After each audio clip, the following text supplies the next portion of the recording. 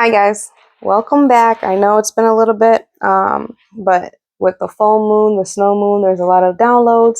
There was closing out of a lot of cycles um, or lessons. The past cycle, for those of you that are aware, was about accountability. Okay, so you may have seen things in your life in which was calling you to give you opportunities for you to be accountable for your actions. Okay. In this life, you're never going to get everything right. Shout out to Sensei. Okay, that's one of my elders that taught me along my journey. Okay, you are going to be accountable for your actions. You're never going to get everything correct. But when everything settles, you have to be able to say, yes, I did this, and this is what I learned from it. Even if you try to do everything right, there's always an opportunity for you to learn something in everything. So be mindful anytime you keep pointing the fingers of you did this, you did that, da da da da. We're not saying that what you're saying is not true, not valid. We're not invalidating your experience or that someone attempted to victimize you or actually cause you to be a victim of something. Okay, we're not saying that. What we're saying is that in every situation, you could have done something better. Okay, and it's being humble and having the humility enough to understand that, or else you wouldn't be here and you wouldn't be in the situation. Things don't just happen for random reasons. Okay, divine wisdom, divine knowledge, and divine understanding always. Okay. All right. I'm drinking bitters. Okay. This is bitter leaf tea. Remember, everything cannot always be sweet. Okay. So make sure you're taking your bitters at this time, just to balance things out. But let me resume my notes. This topic of conversation, we're going to talk about accountability for a little bit. And we also really need to talk about egoic identities. Okay. And where it falls on the pecking order, or should I say the hierarchy as internal trinity. Okay, where does your ego belong in that divine conversation? Okay, so let me take a pause, take a sip, and let's get into it. All right, so accountability, an acceptance of responsibility for honest and ethical conduct towards others. Okay, I got that from Gogo and Kenyezi. Okay, you guys should check out her page. She is one of my spiritual teachers. I am very grateful. And just like any teacher, I may not always agree with everything that you say, because my soul has its own pattern, its own discernment. However, I am very grateful for her existence, because I have already learned many things from her, like a lot of my teachers. Okay. For those of you watching, I need you guys to really remember that you learn from both positive and negative experiences. Okay. It's the yin and the yang, if you will. There's not really a correlation there. What I'm trying to say is polarity is a real thing in this plane of existence. Okay. We are not separate from negative energy. It's just that we choose to embody certain degrees of things. Okay. Divine oneness, wholeness. Okay. Yeah. God teaches you in both negative and positive experiences. Okay. Remember to always practice what you preach. All right. Another big thing that I had to jot down was, if you defend bad behavior, you will become a victim of it. Okay. So some things are indefensible. I mean, and we cannot provide a defense for some actions that we have created, or sometimes the people around us have made. But you cannot defend it. Okay? Because remember, divine oneness. What we do unto others, we do unto ourselves. You have to remember that in the core of your being. Okay? But collectively, we are all collectively responsible for the monsters that we make. Okay? We are not separate from our sister. If you choose to put yourself on a hierarchy above anyone else here, okay, you are now separating yourself from the oneness of God. All right? What does that mean? Does that mean that someone chooses to commit a crime? Let's say they choose to, I don't want to use that. Give me something else. Okay. If someone chooses to take a life, okay, there's a lot of things as a society we have to realize. Why did this occur? Right? What state of consciousness are we taking responsibility for as a community? that one, we allow this consciousness to enter, and for it to not be challenged, not be amended before the event has occurred.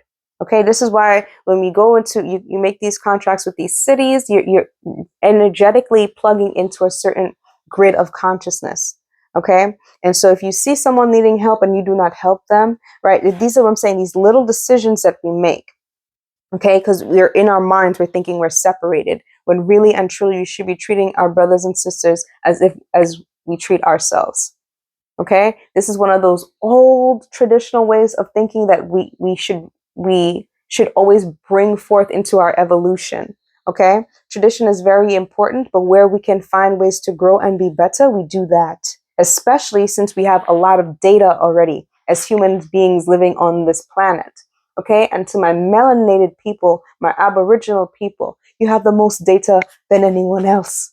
Okay, so there's things that we can do better, and there's some things that we put foundationally that was there on purpose to protect us from slipping down a certain level of society. Okay, there's always a cause and effect. There's always a rhyme and a reason for everything. And so if you find out the rhyme, you have to go ahead and check the reason. Okay, and if you could make the effect better by addressing the reason, okay, and maybe a better way to make it better for society to evolve better, then you're doing a great job. Okay, so remember, it's not about condemnation. We're going to touch upon that in a few, about when you see someone doing something wrong. There isn't a worse judgment than the separation from God, one. And then when you start connecting back into the divine consciousness of God, you realize you're conscious. When you decide to live consciously, everything that you have done in the past comes back. Okay, and it comes back in the state of guilt, shame. You have to go through all those lines of the trial. I'm not saying that you have to live there. Okay, because as long as you keep drawing divine breath, that means there's more things to be learned. Until God says it's time for you to die, it's time for you to die. But other than that, we're just on a trial period here, learning and growing. Okay, now when you have close friends and maybe you feel the need to confess your sins to someone outside of yourself, right? But you want to be authentically yourself, but you know you've done things in your past. It's not for them to now judge you. That's the point, right? And I'm not saying this that you have to. We're not defending any past actions that you have made. Okay, but just as if when you were a child and you made certain mistakes when you did not have awareness or you weren't consciously living, you're just doing whatever as a child, right? Like this and that, right? And then you're actually tapping into the collective consciousness that is on the darker side of things. Okay, and that's also influencing your decisions because children's brains are sponges. Okay, so depending on your environment, depending on the people you're around, what things they're partaking in as far as the dark side of that city or community, right? It starts shaping the children, right? Literally sometimes creating monsters depending on what frequency their guardians are playing on. Okay. And you tend to see that the younger the elders, the more of slackness or lack of mindfulness that they have for the children, okay? Because they're also trying to mature and grow. And so they give them a lot of responsibility of trying to raise a younger life, but they themselves have not fully developed yet, okay? Which gives way to lower entity spirits. Not always. Of course, there's those who just came on this earth and they knew right from wrong. They were not in resonance with certain things. And so their growth process looks like something different. Okay. But just basic fundamental things like taking accountability for your actions, seeking the truth in all things, things that you don't want to lead you into a kind of like the laws of Ma'at, right? Those laws were put down because the people knew that at some point you're going to evolve in consciousness. And during that time, you're going to be reflecting back on past mistakes that you made, things that you've said to people out of anger. And so they have these laws not to try to control, but try to make that process of evolution a little bit easier, the process of maturity a little bit easier. Okay, this is why it's not for us to judge them. There's laws and maybe they were not exposed to that environment. They were not exposed to these set of principalities to help the consciousness as it grows in age. Okay? So the ancestors set a good foundation. Okay? Children learn more by what you do than what you say. Okay? So just be mindful of that. And this is why we also give forgiveness for those who came before me, before us, because they did the best they could with what they knew. Okay? So let me just take a pause, take a sip, and continue from there. That was a perfect segue. Okay, I just turned the page and boom. All right, now I want to give a shout out to Marara Maponga, formerly known as Joshua Maponga. He's one of my teachers as well, not as intimately as Gogo and Kenyezi. Okay, she is from South Africa, I believe. Please don't quote me on that, but I'll look it up later. All right, but Marara Maponga, Marara means it's not rubbish, but it's like manure, right? And he put it, and I said this in one of my meditations before too, right? The leaves fall in order to nurture the root, right? And he considers his new name Marara, which is manure, so that he can fertilize the seeds that's coming to grow, which he is playing very well as somebody who's teaching me as well. Okay, now walking with the ancestors, those who have come before us, the elders. The elders have to earn their right to be elders. Do you understand what I mean? Now, in certain organizations that I've been a part of, right, it kind of seemed as if as long as you're alive and you stay there, you get promoted and you get promoted, right? It's a waiting game. It's a time game. All right. For you to become an elder, you have to be able to walk with wisdom. It's not enough to just grow old. Okay. When you're no longer in a survival mentality, growing old is not really an accolade. Okay. Now, if you was living in the bush, right, and you every day you're waking up and you're like, I don't know if I have something going to kill me today, whether it be the water, bacteria, if it going to be animals coming to kill us, and somebody who has lived long enough, they're in survival mode and they had to earn the right to live. That's a different scenario. Then you must learn from that person. That person has gained the right just by their divine breath to be an elder. We don't live in that society anymore. Okay, we're not in a survival mentality. Okay, at least those of us who understand that as long as we're living in this kind of city landscape, we're not in survival mentality. Okay, unless you're chasing something that is not actually required for basic survival needs. If you understand what I'm saying. Okay, so we're not in survival mentality anymore. All right. So our elders have to be held to a higher standard of actually gaining wisdom on how to actually assist the community in a leadership way. So that doesn't mean there's no longer do as I say, not as I do scenario.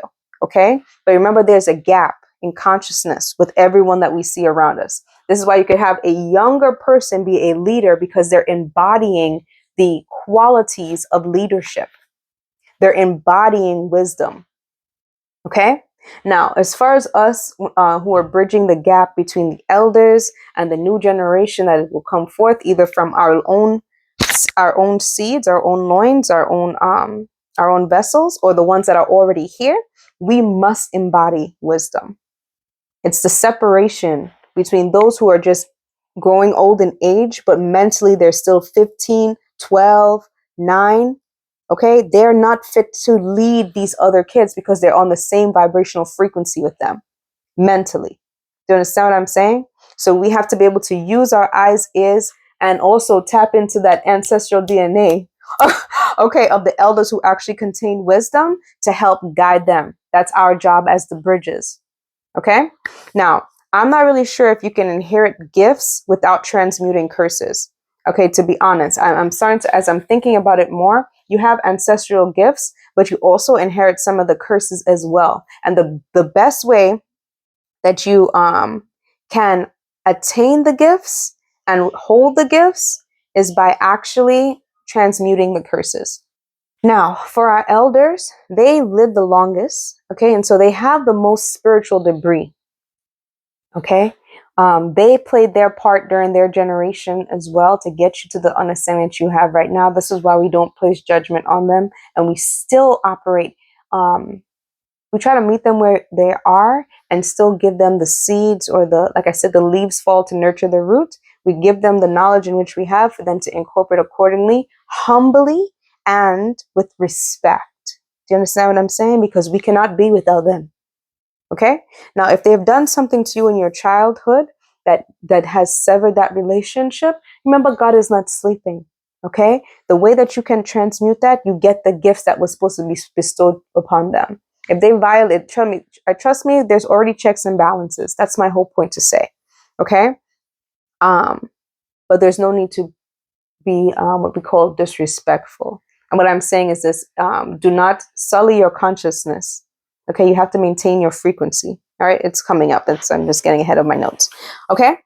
As children, maintain your resonance. Don't mirror behavior that you have already ascended from. That's my point. Okay, if you're dealing with elders and you see there's points in their consciousness that they still need a little work on, or there's a big gap in consciousness, you must always maintain your resonance. Okay, God has showed me in the last lesson I've been through is that I don't need to fight my battles. It's not a physical battle. Okay, I don't have to raise my voice. I don't really have to do anything. I just have to let my resonance do the work. The spiritual lifting comes from the frequency in which I am embodying. Okay, and it's true. Do I have my inner child too that remembers all this stuff? And yeah, like sometimes it's easy for me to get triggered to the point, but like, no, that's not right. Like, anytime I was younger and they told me don't be cold, little girls should be seen, not heard. Like these are programs, okay, that I have ascended from. Okay, so there is a little bit of rebellion that God has rightfully put so, but still I must maintain my resonance. Okay, so just be mindful of that. Okay, we're not at war with ourselves.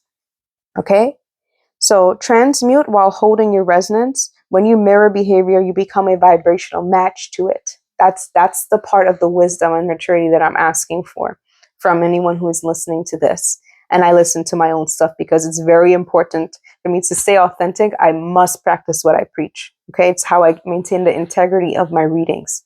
Okay, and trust me, I know when I say something that's incorrect. I get checked all the time. Okay, so yes. Okay, we're walking with wisdom. Okay. Children must earn the right to become elders. Everyone does. Okay. All right. Let me take a pause and take a sip. All right. I gotta take another plug for the bitters. Okay. Please drink your bitters. Okay. I don't know if I'm drinking this because I'm delivering some bitter truths, but bitters is good for you. I'm actually acquiring a taste of like really liking it. So I know it takes a little time to get used to, but I definitely recommend you guys, just balance your diet. All right. So the next one has to do with when you're in close proximity with anyone. Okay. If you're living with anybody, you guys are living in each other's shadow. Okay. When you're living in someone else's shadow, your only choice really is to embody the light and watch God do the heavy lifting. If you now take on that shadow into your heart and you let it embody into you, you're now a vibrational match to it. That's my whole point, right? Because there's a way that you do this that could be so skillful and tactful. One in which you don't descend from your resonance, right? But you still offer up resolution if you're being called to it. You're still offering the keys in order to ascend the consciousness. So to allow them to rise to that consciousness without diving or getting down on their level, right? Okay, so just be mindful of that. Okay, you allow God to do the heavy lifting. You have to remember that during the trials. That's the test. Okay. And when I say the test, it's all about vibrational match. Okay, we're not scared to redo cycles or retake tests or retake. We're not. We want to be authentic with our vibration. That's more important than trying to think that you're getting all this stuff right. Okay, it's too much. It's too much to try to be perfect, right? You have to honor the vibration, because if it triggers you and you descend, which is, we all have times to descend to learn, right? It's because it's there for a reason. Something requires more of attention, and it's not a negative thing. Okay, it's a positive thing. I know it's very uncomfortable because our egoic self of trying to be right, trying to this and that, wants to be prevailing, and we want to be like, yes, this is me, whatever, but or you want to succeed, which is a beautiful thing, but the ascension is in the process. Okay, you can't skip steps with this. Okay, You can't just will it. All right. You will it. It's part of it, but there's a party of embodiment. Okay. And then you go through all of the frequencies again: shame, wrath, all of the frequency, lack of confidence, right? You go through all of that stuff again to see if this resonance can stay true in your embodiment. Can this spirit be held in your vessel and make home in your vessel? Okay. So it's one thing to think about who you are. It's another thing to actually align with that version of yourself. Okay. Very important. All right. We honor the ancestors when we honor ourselves. That's a really big one. Okay. We honor the ancestors when we honor ourselves. I've been walking with my ancestors. Okay. Real heavy these past couple months. And that's just a message for them. Okay. And also, you cannot outgoat them. Okay. Like, okay, you think about the kids and the goats, right? The kids are literally baby goats. The goats are the greatest of all time, right? They're the OGs, right? They're the ones, the elders who can hold their own. Okay. You want a ram head? They go ram head. All right. They're very clever. Okay. At least my goats are very clever. All right, they could teach you something. You won't even know that they're teaching you something until it's way down the lane. You're like, oh, that was a lesson. I remember. Okay, so be mindful of that. Grateful for Olia, by the way, but it's just the truth. Okay, you cannot outgoat the goats. Okay, so as a kid, as you become an adult goat, you must humble yourself, like I said, or else you're gonna be ramming each other. All right, doing them in here. You see that? You see my badge? All right, you won't be more stubborn. Ah, okay. Remember that these people have had longer time to be children than you, to be petty than you. You can't petty your elders. Okay? They have it on lock. All right? And anything you think you're going to think now, it's already been thought. Okay? It's already been thought. So humble yourself. And it's fun for entertainment to watch. When the young challenge the real goats. Okay? I'm not talking about the elders who are just grown. They're not really elders, but those who just grow old in age. I'm talking about the ones who are elders because they have wisdom. Respect it. Okay? But they may even honor you as well because they see that you're following their footsteps to gain the knowledge that they attained. Okay? Which is respectable. Okay? Nobody's giving you anything or handing it to you. You're actually doing what they did in order to attain the knowledge, and that's beautiful. Okay? But I'm just letting you know right now. Challenge accepted. Be humble. I'm just giving you the wiseness. Okay? They're strong, they're agile, and they're calculating. Okay? They'll always they have the biggest chip on their shoulder. So just be mindful because they grew up in harder times. You ever people who really grew up like in the bush?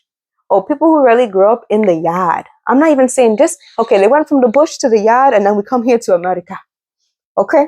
But those people, if you ever go back home to, let's say, your country of origin for your people, right? And them people there, they have nothing but time, energy, right? And opportunity, right? And they study in themselves. They study in nature. They study in people. They know who to get away with. They're smart. That's my point.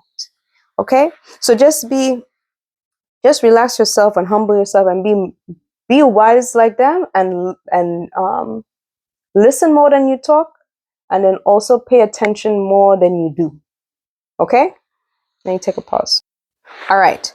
When the teacher becomes the student and the student becomes the teacher is when knowledge is embodied to put in practice for wisdom. When you revert backward, you are going in the wrong direction. Okay? Many people will come and try to tell you the right thing to do. If you decide that you want to be right instead of doing the right thing, then you are, like I said, you're going in the wrong direction.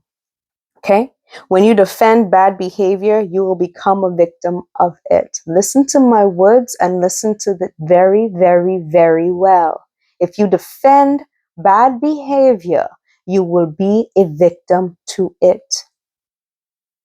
I don't care if it's your picnic, if it's your child that you are talking to and they know they did something wrong, and you're trying to cover it up, or you're trying to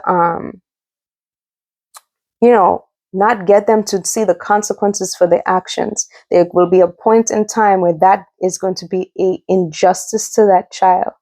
Okay? Because when they go back out into the real world, there's going to be someone who's not tied to them.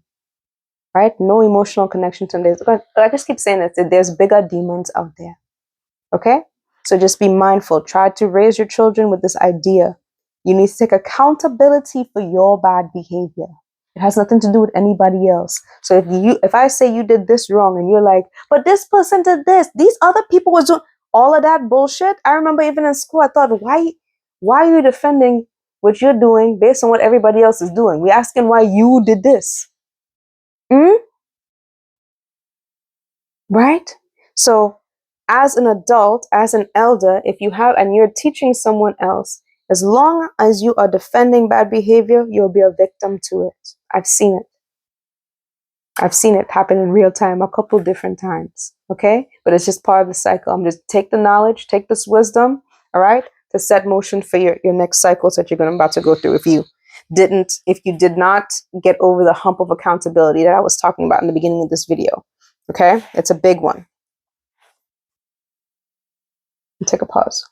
All right. So relationship comes before correction. That was from one of my dear peers who I love so much. She's one of my best friends. Okay. She's an educator and a mother. And she told me straight up that children don't learn from people they don't like. All right. So it's more important that you foster a good relationship with your children in that community. You have a good relationship with them, right? A respectable relationship. Okay? I'm not saying, I know the elders don't like this idea of we're not the same size, we're not on the same level, right? But respect. Okay? You give respect to your elders because they're your elders. Okay? And I'm not saying that gives them the right to disrespect you, to violate your boundaries, none of that. But as for them to be elders, they have to already pass that level of understanding about respecting one's boundaries. Okay? Even if it's someone who's younger than them. All right? Because that's the definition of bullying, right? How do you treat, in my personal definition of what I think evil is, how do you treat those in a vulnerable position to you? Okay? And that vulnerable position could be from anything. It could be from positional authority. If I have positional authority over you, how do I treat those people beneath me?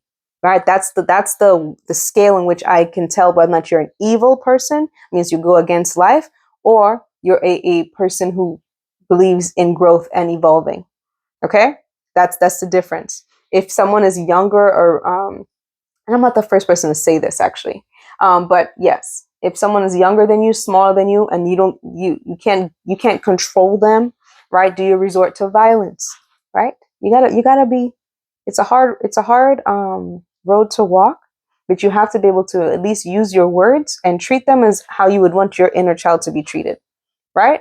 I know there's some people who say, gentle parenting don't work, but you know what you gave birth to. I'm always going to go back to that. If you know you don't listen, the father don't listen, both all come from a bloodline that just kind of like, we need to get hit in order to learn, do what you do. Okay. But I'm saying is not every soul is like that. Okay. But you have to know what you're hitting for. What are you slapping your child for right now? Okay.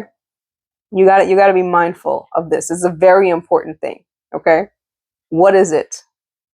Not right. And I know we live in a society. Sometimes we have some of these kids who get older and they want to beat up their parents, shoot them and all this stuff. And I don't want to lead my children into believing that fear equals respect. Okay. Because I was not raised like that. I was raised to face my fears. And I don't know if I was really raised to be like that, but that's just something that God gave me inside of my body. Okay. So, and I'm small, I'm very tiny. Okay. But my spirit is bigger than my body. So, my whole point is that I don't want to teach my children that fear equals respect. You respect me because you love me. I love you. This is why I respect you. That's it. It doesn't matter if you are younger than me or you're smaller than me. You're of me. So I respect myself. I respect you. That's the sentiment. Okay. And so I know it will be frustrating because you want your children to organically do the right thing, right? You want them to pick the right decision on their own. And so I'm hoping that God continues to grow my consciousness and align me with certain consciousness. So if I do make children in this life, or I'm called to be a leader for children in a certain community, that consciousness is supported and upheld in that community, right? Regardless of what tantrums and or healing, right? That's what I think. That's where I'm moving toward consciously. Okay. All right. It has to be taught on how to be part of a community. Everyone does their part to keep things going. It's a team. It's a community. Another big thing was that the past does not dictate who you are in the present. Okay. It shows where you've ascended from. Okay. We don't rise to judge others. I keep saying that. We don't rise. We don't ascend in order to judge or condemn. We rise and we ascend in order to show others the way. And nothing that I'm saying, this was just my personal journey. This has already been met by plenty of people before me. Okay. Those who chose to do the walk and pave the way, it just wasn't popular by the collective because the collective consciousness was being held down and suppressed by bull crap. Okay. People who are not regulating their nervous systems. And not only that, they were also created. Okay. There was certain consciousness that was created in the world that has spread like wildfire. Okay. But I'm sure some places that were secluded already had this consciousness. They already understood this and they're living in that world happily. Okay. All right. So let me take a pause, take a sip. I'm going to get into the last thing. I had to take another sip. Okay. So we're going to talk about ego identity. Ego identity, right? I know when I was going through my process of realizing that there's something bigger than myself going on, right? I used to hear people say, kill your ego, just kill your ego. You can't do that, all right? Your ego is required for roles as souls are in bodies and spirits make contracts with that flesh. What does that mean? It means as long as my soul is in a vessel, there's an egoic identity that's attached to it. Okay. Now, what are egoic identities? Egoic identities could be your job title. It could be your relationship title, whether you're a sister, a daughter, a project manager, a niece, a granddaughter, right? A sailor, whatever title it is in order to show your role in society, that is an egoic identity. Okay. As we are in communion with other souls, right? So your soul has a body. Your body then interacts with other souls and vessels. And then you guys determine what that relationship is and also how you define that role. Okay. It's so crazy that this mentally we have to break all this stuff down. But for those of us who are more like, I guess, let's say more intellectually inclined, or you have to like learn and read and spell everything, you know, where's that dot the I and cross the T for us? All right. This is what it is. Okay. So we dissect things. So those are what the egoic identities are. Now, where does it fall? Okay. So I'm just going to speak for me. Everything I say is from my own perspective. Okay. But this is where my understanding is. My soul and spirit comes first. Okay. I am a child of God first. That's the first pinnacle. There's nothing more than that. This right here. This is really all I need to continue on, right? Because everything around me can die and fade away. All those roles I was just saying, they're just transitions. Okay, as far as they're part of my flesh here on this earth. Okay, but once I die, the soul is where it's. I'm the part of the oneness of God. Period. All right, we all are, but I'm just telling you what my perspective is. Okay, boom. And then you got my flesh, my body. Okay, I'm a human being. These two things, my soul and my body, was given to me by God. All right, nobody could take that away from me. Right, this is mine. This is two. All right, so these two things have to be satisfied first before any other egoic identities. And then lastly, we have our egoic identities. Okay. My autonomy given by God is my soul and my flesh. Everything else underneath that is just what's added on to me. Okay? So none of these egoic identities can or has a right to interfere or to cause harm to these two things. Right? my soul and my body. If any of these egoic identities decide that it's going to cause harm or inflict fragmentation of these two things, I must separate myself from it. Okay? And this is where a lot of people get a little there's tension in this topic where it's just like, well, that's your mother, or that's your sister, that's still your family, that's your job. People that's how far this egoic identities go, right? They'd be like, my job is more important than the quality of your soul or your body. That God will correct that immediately. Watch your body start shutting down when you're in the middle of your job, and see if they keep you. Do they even care? You know what I'm saying? Your priorities are not in order. That's the whole point. That's the reason why things like this happen. Okay, you have to honor your body and you have to honor your soul. You must, or else you're going to be in a depressive state. I am a veteran. I went through a severe state of depression to a point I was having manic episodes. Okay. And it's because my soul was not being satisfied. My soul wasn't being complete. And I had to learn that the hard way. Or should I say through experience?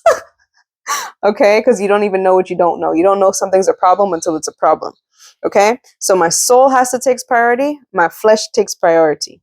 Okay. So the tension when people say, well, let's say you get into an argument, or your soul or your body is being challenged by any of the egoic identities, it's going to be problematic. Tension's going to arise, right? Because your job from God is to make your soul secure and your flesh secure.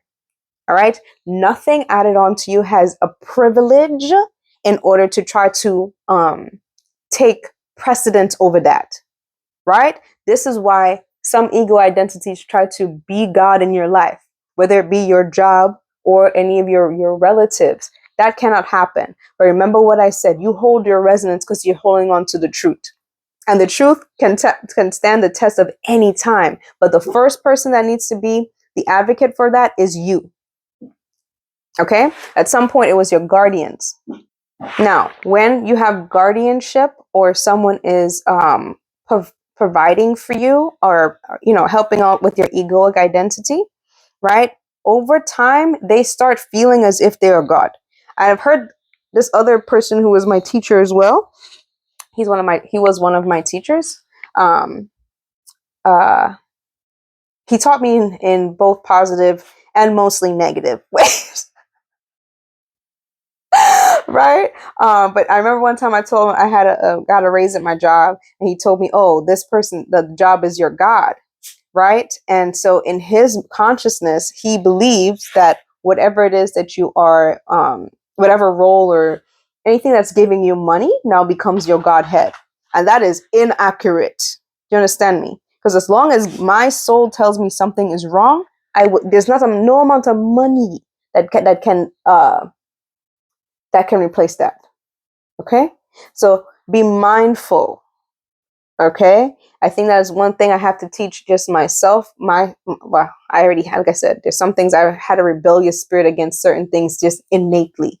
Okay? But that's one thing I would like to pass down to anyone outside of me, is that you must keep your soul in your body, and all the egoic identities is added onto you. You cannot compromise your soul or your flesh in order to attain these egoic identities, because all of this stuff is added on. It's not even really real when it comes down to when you start really doing this work for real, right? And when I say real, I mean, yes, it's a way of commerce and communion with the community, and this is your role in a community.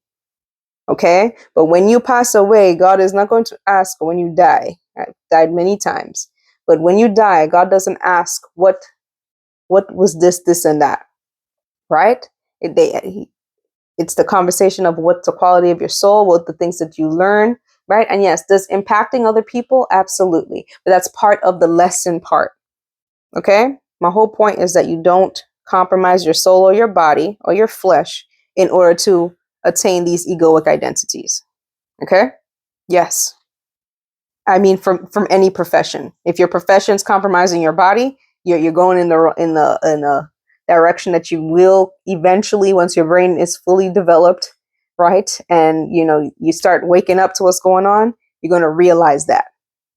Okay, that's why those people before was telling you don't do certain things, right? They're trying to give you it's a law, not by law by saying we're forcing you, because you can't really force souls to do things, right? Like I said, it's a soul. You have the freedom to do things. That's freedom is given by God through love, period. Okay, so there's nothing really, no one can force you to do anything, right?